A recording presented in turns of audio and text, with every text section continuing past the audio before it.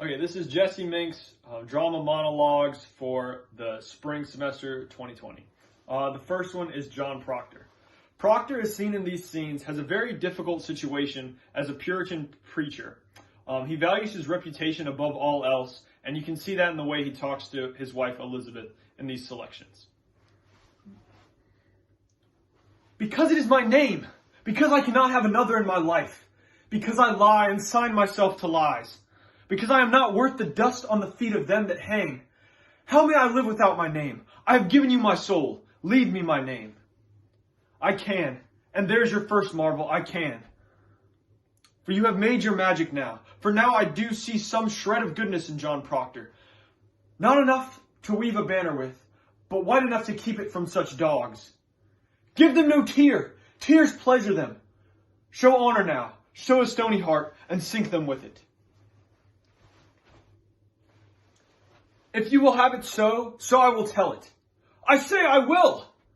If you can still hear this, can you hear?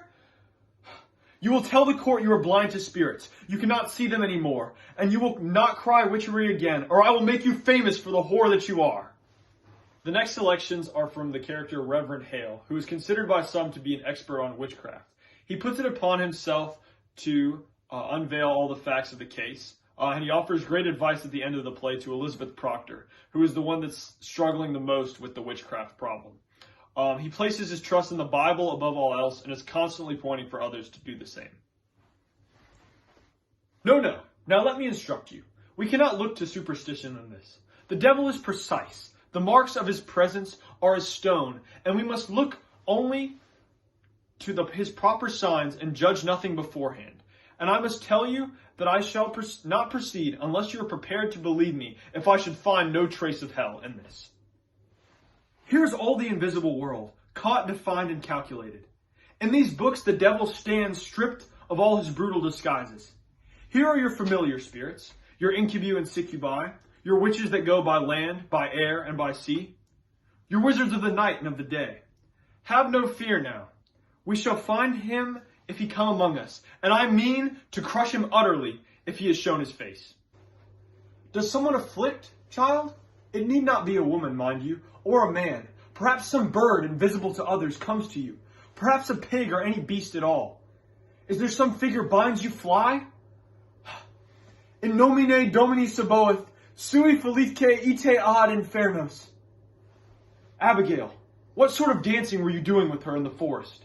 These scenes take place in the middle and at the end of the play. In the first two, Hale is talking to John Proctor, and in the third, he is talking to Elizabeth. In the second, he is also addressing Danforth as he defends the Proctor family. He holds true to his beliefs in both instances and delivers very thought-provoking lines in each. Proctor, I cannot think God be provoked so grandly by such petty a cause. The jails are packed, our greatest judges sit in Salem now, and hangings promised. Man, we must look to cause proportionate. Were there murder done, perhaps, and never brought to light? Abomination? Some secret blasphemy that stinks to heaven? Think on cause, man, and let you help me discover it. For there's your way, believe it, and there is your only way, when such confusion strikes upon the world.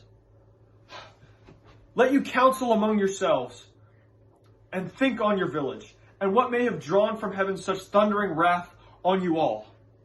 I shall pray God open your eyes. Excellency is a natural lie to tell. I beg you stop now, before another is condemned. I may shut my conscience to it no more. Private vengeance is working through this testimony. From the beginning, this man has struck me as true. I believe him now. By my oath to heaven, I believe him, and I pray you call his wife back in before we. This is when he is talking separately to Elizabeth later. Let you not mistake your duty as I mistook my own.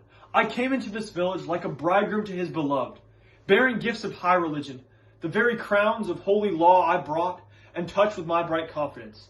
It died, and where I turned the eye of my great faith, blood fold up. Beware, good Proctor. Cleave to no faith when faith brings blood. It is mistaken law that leads you to sacrifice. Life, woman. Life is God's most precious gift. No principle, however glorious, may justify the taking of it. I beg you, woman, prevail upon your husband to confess. Let him give his lie. Quail not before God's judgment in this, for it may well be God damns a liar less than he throws it away his life for pride. Will you plead with him? I cannot think he will listen to another.